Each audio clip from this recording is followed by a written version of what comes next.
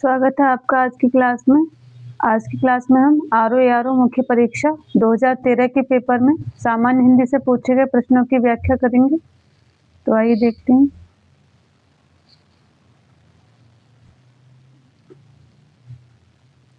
प्रश्न नंबर 1 है, इनमें से कौन सा वाक्य शुद्ध है? शुद्ध वाक्य हमें बताना है।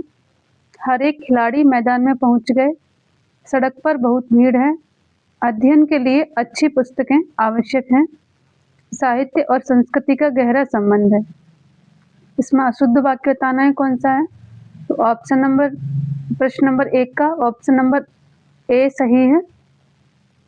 हर एक खिलाड़ी मैदान में पहुंच गए, ये वाक्य कैसा है? ये वाक्य अशुद्ध है।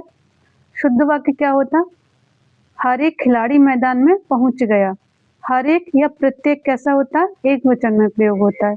तो हर एक खिलाड़ी मैदान में पहुंच गए नहीं होगा, हर एक खिलाड़ी मैदान में पहुंच गया। यहाँ पहुंच गए की जगह क्या हो जाता? पहुंच गया।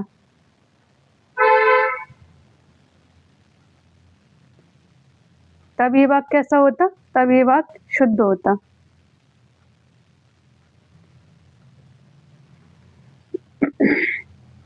या फिर ऐसे भी इसको लिख सकते हैं, प्रत्येक खिलाड़ी मैदान में पहुंच गया। तो हर एक खिलाड़ी मैदान में पहुंच गए, ये वाक्य कैसा है? ये वाक्य अशुद्ध है। सड़क पर बहुत भीड़ है, सही है। अध्ययन के लिए अच्छी पुस्तकें आवश्यक हैं, ये वाक्य भी शुद्ध है। साहित्य और संस्कृति का गहरा संबंध है, ये वाक्य भी कैसा है? शुद्ध है। ये तीनों वाक्य कैसे हैं? शुद्ध हैं। और ऑप्शन नंबर ए, हर एक खिलाड़ी मैदान में पहुंच गए, ये वाक्य अशुद्ध है। प्रश्न नंबर 1 का सही आंसर ऑप्शन नंबर ए, हर एक खिलाड़ी मैदान में पहुंच गए, ये अशुद्ध वाक्य है। प्रश्न नंबर 2 देखते हैं। प्रश्न नंबर 2 है, सुसंगत शब्द प्रयोग में कौन सा वाक्य सर्वाधिक उपयुक्त है? दुष्ट को सजा मिलनी चाहिए, अपराधी को सजा मिलनी चाहिए, अशिष्ट को सजा मिलनी चाहिए, या फिर शत्रु को सजा मिलनी चाहिए। तो प्रश्न नंबर 2 का सही आंसर है ऑप्शन नंबर बी, अपराधी को सजा मिलनी चाहिए। सजा किसको मिलती है? अपराधी को। दुष्ट को नहीं देते हैं, अशिष्ट को भी नहीं देते हैं, और शत्रु को भी नहीं देते हैं। सजा का माने क्या होता है? अपराध। किसी ने अपराध किया है तो उससे क्या होगी? सजा होगी। तो ये कैसा सुसंगत शब्द है, अपराधी को सजा मिलनी चाहिए। तो प्रश्न नंबर 2 का सही आंसर ऑप्शन नंबर बी, अपराधी को सजा मिलनी चाहिए। प्रश्न नंबर 3 देखते हैं। प्रश्न नंबर 3 है, शुद्ध वाक्य का चयन कीजिए। शुद्ध वाक्य का हमें चयन करना है। गुरु आ रहा है, गुरु आ रहे हैं, या गुरु आ रहे हैं, या गुरुजी आ रहे हैं। इसमें कौन सा वाक्य शुद्ध है? शुद्ध बताना है हमें।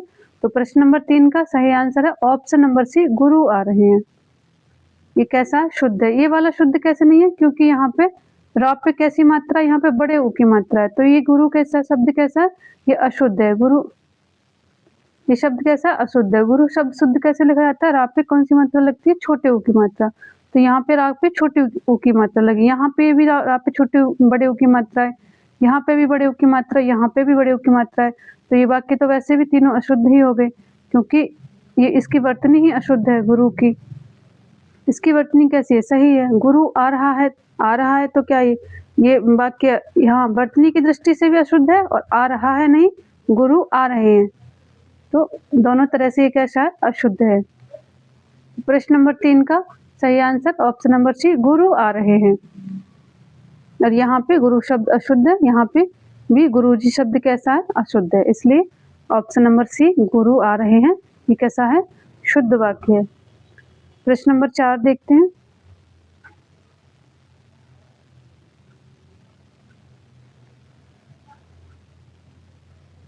प्रश्न नंबर 4 है, शब्दानुक्रम में सही वाक्य है। सही वाक्य में बताना है, वह गरीब आदमी था, वह आदमी गरीब था, या था वह गरीब आदमी।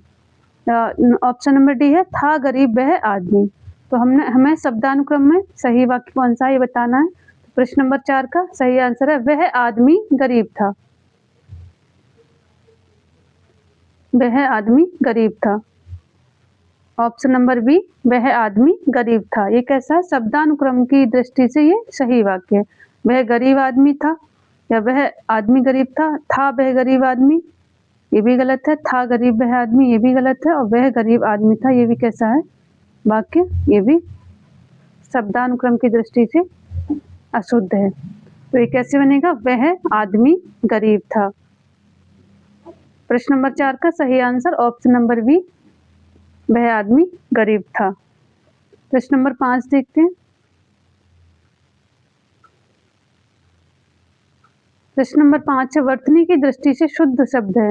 वर्तनी की दृष्टि से शुद्ध शब्द बताना है। अनुषांगिक, अनुषांगिक, आनुषंगिक या आनुषांगिक। इसमें वर्तनी की दृष्टि से शुद्ध वाक्य में बताना है। तो प्रश्न नंबर 5 का सही आंसर है आनुषंगिक। क्या होगा इसका, आनुषंगिक। ऑप्शन नंबर सी आनुषंगिक होगा। अनुषांगिक नहीं होता, अनुषांगिक नहीं होगा और अनुषांगिक, ये भी कैसे सब अशुद्ध हैं। तो प्रश्न नंबर 5 का सही आंसर ऑप्शन नंबर सी आनुषंगिक। प्रश्न नंबर 6 देखते हैं। प्रश्न नंबर 6 है, वर्तनी की दृष्टि से शुद्ध शब्द है। शुद्ध शब्द बताना है। परीक्षा, परीक्षा, परीक्षा या परीक्षा, कौन सा शुद्ध है। तो प्रश्न नंबर 6 का सही आंसर होगा ऑप्शन नंबर सी परीक्षा। यहाँ पे ये भी अशुद्ध है और ये भी अशुद्ध है और ये भी कैसा है, अशुद्ध है। तो वर्तनी की दृष्टि से प्रश्न नंबर 6 का सही आंसर ऑप्शन नंबर सी परीक्षा। प्रश्न नंबर 7 देखते हैं। प्रश्न नंबर 7 है, वर्तनी की दृष्टि से शुद्ध शब्द का चयन करिए। अनुग्रहित, अनुग्रहित, अनुग्रहित या अनुग्रहित। इसमें क्या बताना है, हमें शुद्ध बताना है। वर्तनी की दृष्टि से कौन सा शब्द शुद्ध है। तो इसमें प्रश्न नंबर 7 का सही आंसर ऑप्शन नंबर बी अनुग्रहित। ये वाक्य कैसा है, शुद्ध है। बाकी ये तीनों वाक्य कैसे हैं, ये अशुद्ध हैं। सॉरी, तीनों शब्द कैसे हैं, अशुद्ध हैं। प्रश्न नंबर 7 का सही आंसर ऑप्शन नंबर बी अनुग्रहित। प्रश्न नंबर 8 देखते हैं।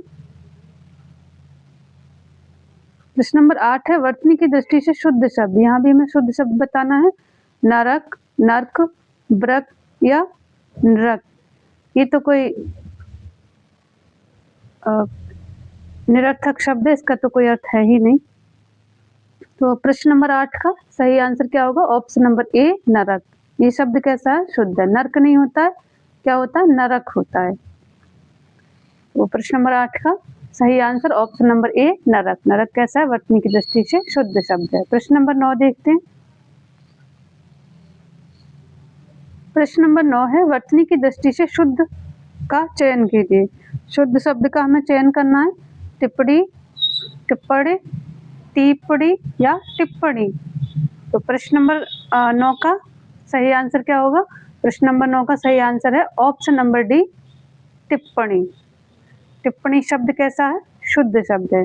टिप्पणी नहीं होता है, टिप्पणी नहीं होता है, टिप्पणी भी नहीं होता है, क्या होता है, टिप्पणी होता है। टिप्पणी करना, किसी पे टिप्पणी करना। तो ऑप्शन प्रश्न नंबर 9 का सही आंसर ऑप्शन नंबर डी टिप्पणी। कैसा है, शुद्ध है। प्रश्न नंबर 10 देखते हैं। प्रश्न नंबर 10 है, पति युक्ता स्त्री को एक शब्द में कहते हैं।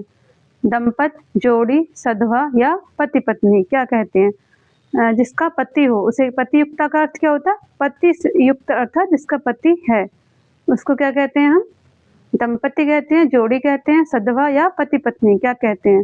तो प्रश्न नंबर 10 का सही आंसर है ऑप्शन नंबर सी सधवा। जिसका पति नहीं हो उसे क्या कहते हैं, उसे कहते हैं विधवा। अगर किसी की पत्नी नहीं है तो उसको क्या कहते हैं, उसे क्या कहते हैं, उसे विधुर कहते हैं। तो अगर किसी की पत्नी नहीं है तो उसे क्या कहेंगे हम, विधुर। और अगर किसी स्त्री का पति नहीं है उसे क्या कहेंगे, विधवा। और जिसका पति है उसे क्या कहते हैं, सधवा कहते हैं उसे। सधवा जिसका पति है अर्थात पतियुक्ता स्त्री। विधवा जिसका पति नहीं है। विधुर जिसकी पत्नी नहीं है, उसे क्या कहते हैं, विधुर कहते हैं। प्रश्न नंबर 10 का सही आंसर क्या होगा, ऑप्शन नंबर सी सधवा। प्रश्न नंबर 11 देखते हैं। प्रश्न नंबर 11, झगड़ा लगाने वाला मनुष्य एक शब्द में कहा जाएगा। क्या कहेंगे, जो झगड़ा लगाने वाला मनुष्य होता है उसको एक शब्द में क्या कहेंगे, जयचंद, शकुनी, विभीषण या नारद। तो प्रश्न नंबर 11 का सही आंसर है option number D Narad. Narad को क्या कहा जाता है? झगड़ा लगाने वाला मनुष्य। जो झगड़ा लगाने वाले मनुष्य होते हैं उनको क्या संज्ञा दी जाती है? नारद की संज्ञा दी जाती है कि कौन है ये? नारद है, अर्थात इधर से उधर झगड़ा लगाता रहता है। बाकी 3 ऑप्शन क्या है? इसकी दृष्टि से ये सही नहीं है। तो प्रश्न नंबर 12 देखते हैं। प्रश्न नंबर 12 है, महल के भीतरी भाग को किस शब्द में जानते हैं? किस शब्द से जानते हैं? महल के भीतरी जो भाग होता है उसको किस शब्द से हम जानते हैं? गर्भगृह कहते हैं उसे, भीतरी तल, अंतःपुर या रनिवास, उसको क्या कहा जाता है? तो प्रश्न नंबर 12 का सही आंसर है ऑप्शन नंबर सी, अंतःपुर। उसको क्या कहते हैं? अंतःपुर। अंतःपुर अर्थात महल का भीतरी भाग। तो प्रश्न नंबर 12 का सही आंसर ऑप्शन नंबर सी, अंतःपुर। प्रश्न नंबर 13 देखते हैं। प्रश्न नंबर 13, इनमें से कौन सा शब्द तद्भव है? तद्भव शब्द बताना है, मधुप, मधुकर, भ्रमर या भंवरा। तो प्रश्न नंबर 13 का सही आंसर क्या है? ऑप्शन नंबर डी, भंवरा। भंवरा कैसा है? तद्भव शब्द है। बाकी ये तीनों कैसे शब्द हैं? ये तीनों तत्सम शब्द हैं, लेकिन एक दूसरे के हैं पर्यायवाची शब्द। मधुप का अर्थ क्या होता है? भंवरा होता है। मधुकर का भी भंवरा होता है और भ्रमर का भी भंवरा होता है, और भंवरा का तो भंवरा होता है। ये तीनों तत्सम है और ये तद्भव है। तो तद्भव शब्द पूछा है, तो प्रश्न नंबर 13 का सही आंसर क्या होगा? ऑप्शन नंबर डी, भंवरा। प्रश्न नंबर 14 देखते हैं। प्रश्न नंबर 14 है, मुद्री का तत्सम रूप है। मुद्री का तत्सम रूप क्या है? मुद्री, मुंद्री, मुद्रिका या मुद्रिका। क्या पूछा है? तत्सम रूप पूछा है। मुद्री कैसा है? इसका मतलब मुद्री तद्भव शब्द है, तो मुद्री का तत्सम पूछा गया है। प्रश्न नंबर 14 का सही आंसर क्या होगा? ऑप्शन नंबर डी, मुद्रिका। मुद्री का तत्सम क्या हो जाएगा? मुद्रिका हो जाएगा। तो मुद्रिका कैसा है? तत्सम। ये कैसा है? तत्सम शब्द है। और मुद्री कैसा है? तद्भव शब्द है। ये कैसा है? तद्भव शब्द है। प्रश्न नंबर 15 देखते हैं। प्रश्न नंबर 15 है, दीठी का तत्सम रूप है। दृष्टि, दिष्टि, दृष्टि या दृष्टि। तो दीठी का क्या पूछा? तत्सम हमें बताना है। प्रश्न नंबर 15 का सही आंसर होगा ऑप्शन नंबर डी, दृष्टि। दृष्टि कैसा है? तत्सम है। और दीठी कैसा है? तद्भव है। तो दीठी का तत्सम क्या होगा? दृष्टि होगा। प्रश्न नंबर 15 का सही आंसर ऑप्शन नंबर डी, दृष्टि। प्रश्न नंबर 16 देखते हैं।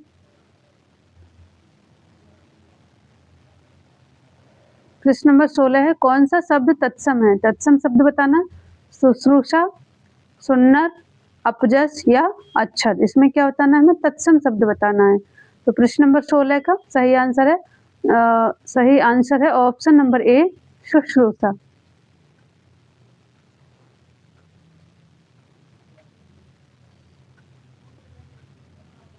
शुश्रूषा ये शुद्ध में भी आने वाला शब्द है। अगर शुश्रूषा ऐसे लिखा है शुश्रूषा, तो ये कैसा है? अशुद्ध है। ये शुद्ध में आने वाला शब्द है, तो इसे आप याद रखेंगे। शुश्रूषा में श्राप पे बड़े ऊ की मात्रा लगती है, ना कि छोटे ऊ की। ये कैसा है? ये अशुद्ध है। और ये शब्द कैसा है? शुद्ध है। शुद्ध शब्द भी है शुश्रूषा, और ये तत्सम शब्द भी। कैसा शब्द है शुश्रूषा? तत्सम शब्द है। तो प्रश्न नंबर 16 का सही आंसर ऑप्शन नंबर ए, शुश्रूषा। बाकी तीनों शब्द कैसे हैं? ये तद्भव शब्द हैं। ये शब्द कैसे हैं? ये तद्भव शब्द हैं। सुन्नर, इसमें एक शब्द सुन्नर है, कैसा है? तद्भव है। अपजस, तो अपजस का तत्सम क्या होता है? अपयश। अगर इसका तत्सम पूछा जाता तो इसका हो जाता अपयश। अपयश कैसा है? तत्सम है। अपजस तद्भव है। अक्षर, अक्षर कैसा है? तद्भव है। और अक्षर, इसका क्या हो जाएगा? अक्षर। अक्षर शब्द कैसा है? तत्सम। ये दोनों कैसे हो गए? तत्सम हो गए।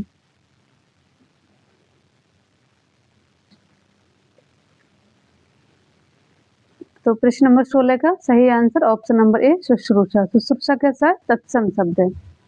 और शुश्रूषा में जो स्रा शब्द स्रा अक्षर है उस पे बड़े यू की मात्रा लगती है, ये आप याद रखिएगा। ये शुद्ध अशुद्ध में आने वाला शब्द है। प्रश्न नंबर 17 देखते हैं।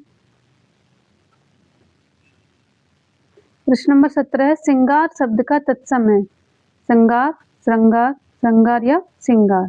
तो प्रश्न नंबर 17 का सही आंसर क्या होगा? ऑप्शन नंबर ए श्रृंगार। लेकिन यहाँ पे टाइपिंग मिस्टेक है और इसमें श्रृंगार अशुद्ध लिखा है क्योंकि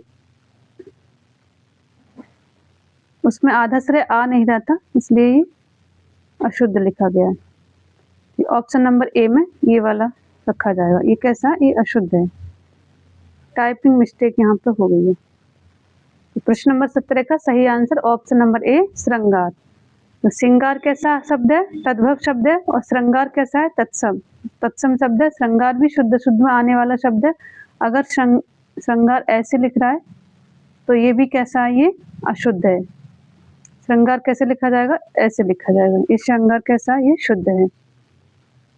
प्रश्न नंबर 17 का सही आंसर ऑप्शन नंबर ए श्रृंगार। श्रृंगार कैसा है? तत्सम शब्द है। और श्रृंगार ये शुद्ध है। ये श्रृंगार कैसा है? ये अशुद्ध है, ये शुद्ध नहीं है। प्रश्न नंबर 18 देखते हैं। प्रश्न नंबर 18 मीठा अमरूद में मीठा विशेषण किस कोटि का है? परिमाणवाचक, गुणवाचक, व्यक्तिवाचक या संख्यावाचक। तो मीठा क्या बता रहा है? मीठा शब्द गुण बता रहा है, तो गुणवाचक विशेषण हो गया। तो प्रश्न नंबर 18 का सही आंसर ऑप्शन नंबर बी गुणवाचक। मीठा अमरूद में मीठा क्या है? विशेषण किस कोटि का है? वो गुणवाचक, क्योंकि मीठा शब्द अमरूद की विशेषता बता रहा है, अर्थात उसका गुण बता रहा है। गुण कैसा है? मीठा है, खट्टा है, कैसा है?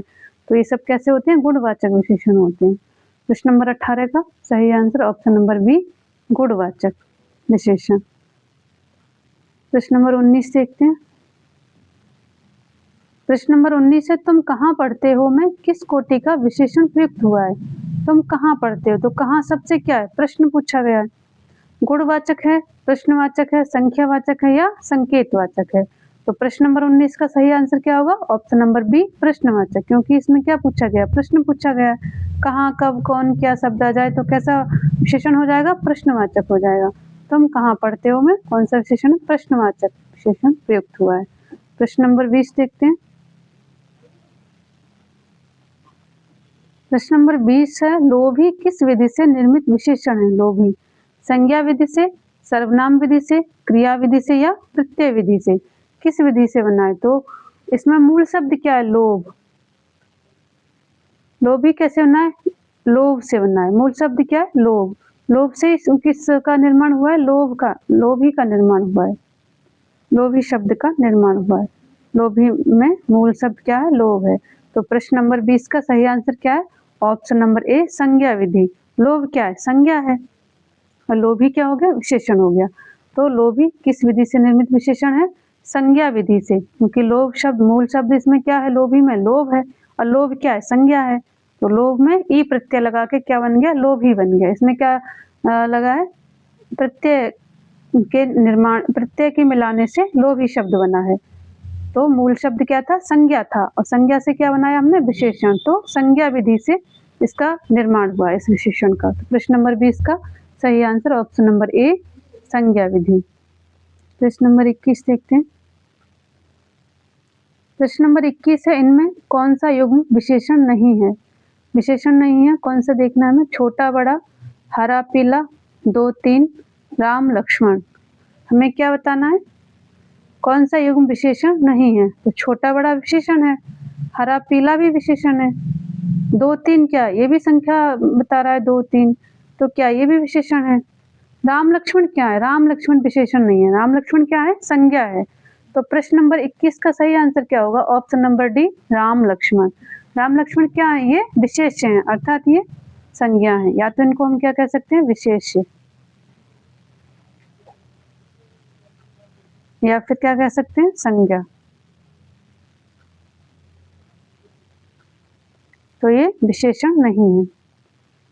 प्रश्न नंबर 21 का सही answer option number D Ram Lakshman. प्रश्न नंबर 22 देखते हैं। प्रश्न नंबर 22 है इनमें संख्यावाचक विशेषण कौन सा है? संख्यावाचक विशेषण बताना है। 7, काला, रावण या खट्टा। तो ये तो बहुत इजी है। प्रश्न नंबर 22 का सही आंसर क्या होगा? प्रश्न नंबर 22 का सही आंसर होगा ऑप्शन नंबर ए 7, क्योंकि क्या बता रहा है? संख्या बता रहा है। तो संख्यावाचक विशेषण क्या होता है? संख्या बताइए। तो काला क्या है? गुणवाचक विशेषण हो गया। रावण क्या है? रावण तो विशेषण है ही नहीं। रावण क्या है? संज्ञा है, ये विशेषण नहीं है। और ये खट्टा क्या है? ये गुणवाचक विशेषण है, गुण बता रहा है। तो काला और खट्टा ये क्या हो गए? गुणवाचक विशेषण। और ये भी कैसा है? काला, गुणवाचक विशेषण। गुणवाचक विशेषण। ये भी क्या है? गुणवाचक विशेषण। रावण क्या है? रावण संज्ञा है, ये क्या हो गया? संज्ञा हो गया। तो 7 क्या है इसमें? संख्यावाचक विशेषण। प्रश्न नंबर 22 का सही आंसर क्या होगा? Option number A 7। प्रश्न नंबर 23 देखते हैं।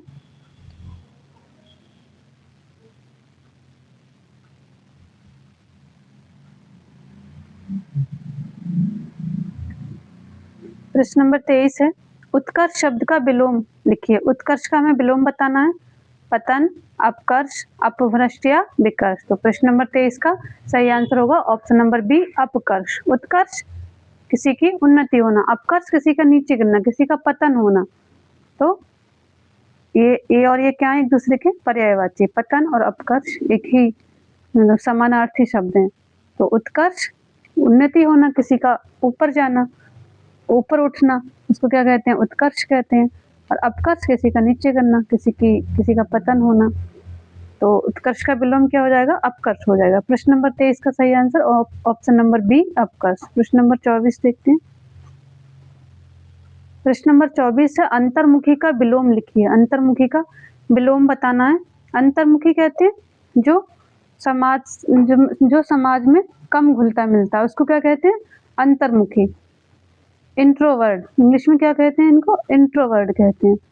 तो इसका विलोम क्या होता है? एक्सट्रोवर्ट, अर्थात जो समाज में जल्दी घुल मिल जाता है। तो इसको क्या कहेंगे? जगतमुखी, वाचाल, चतुर्मुखी या बहिर्मुखी। तो प्रश्न नंबर 24 का सही आंसर क्या होगा? Option number D बहिर्मुखी।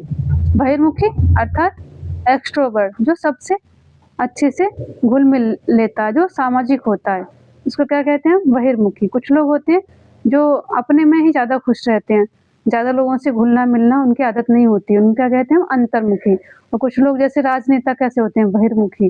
वो समाज से बहुत जल्दी जुड़ जाते हैं, समाज के लोगों से कनेक्ट जल्दी हो जाते हैं, तो वो कैसे होते हैं? बहिर्मुखी होते हैं।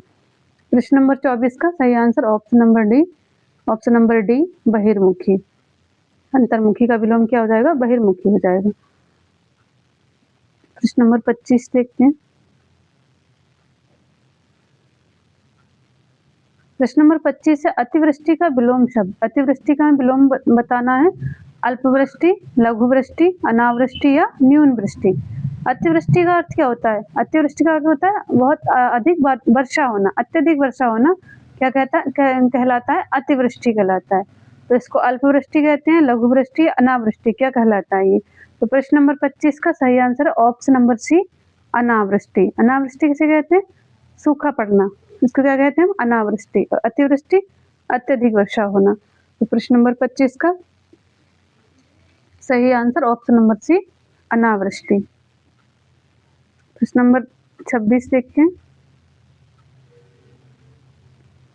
प्रश्न नंबर 26 है, संयोग का विलोम शब्द है। संयोग का विलोम बताना, आयोग, वियोग, विरह या योगहीन। तो प्रश्न नंबर 26 का सही आंसर है ऑप्शन नंबर बी वियोग। संयोग मिलना, वियोग किसी से अलग होना। वियोग का अर्थ क्या होता है? किसी से अलग होना।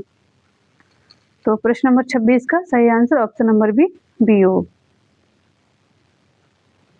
प्रश्न नंबर 27 देखते हैं। प्रश्न नंबर 27 है, राजा शब्द का विलोम लिखिए। राजा शब्द का विलोम बताना है। गरीब, दरिद्र, रंक या भिखारी। तो प्रश्न नंबर 27 का सही आंसर है ऑप्शन नंबर सी रंक। राजा का विलोम क्या हो जाएगा? रंक हो जाएगा। दरिद्र नहीं होगा, गरीब नहीं होगा, भिखारी नहीं होगा। प्रश्न नंबर 28 देखते हैं। प्रश्न नंबर 28 है, आकाश शब्द का विलोम है। धरती, नागलोक, पाताल या समुद्र। आकाश शब्द का विलोम बताना है हमें। तो आकाश शब्द का विलोम होगा। प्रश्न नंबर 28 का सही आंसर होगा ऑप्शन नंबर सी पाताल, या पाताल का विलोम पूछा जाए तो आकाश, और आकाश का विलोम क्या हो जाएगा, पाताल हो जाएगा। प्रश्न नंबर 28 का सही आंसर ऑप्शन नंबर सी पाताल। प्रश्न नंबर 29 देखते हैं। प्रश्न नंबर 29 है सगुण शब्द का विलोम है अवगुण, अवगुण, अगुण, दुर्गुण या फिर निर्गुण।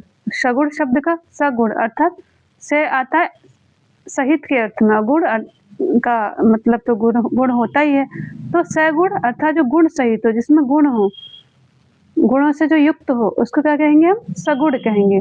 जिसका कोई रूप होता है उसका कहते हैं सगुण। जैसे ईश्वर को कुछ लोग कैसा मानते हैं, सगुण मानते हैं, कुछ कैसा मानते हैं, उसको निर्गुण मानते हैं, अर्थात उसका रूप, उसमें कोई उसका कोई गुण नहीं है, कोई आकार नहीं है, कोई रूप नहीं है, उसको क्या कहते हैं हम, निर्गुण। तो प्रश्न नंबर 29 का सही आंसर क्या होगा, ऑप्शन नंबर डी निर्गुण। सगुण का विलोम क्या हो जाएगा, निर्गुण हो जाएगा। प्रश्न नंबर 29 का सही आंसर ऑप्शन नंबर डी निर्गुण। प्रश्न नंबर 30 देखते हैं।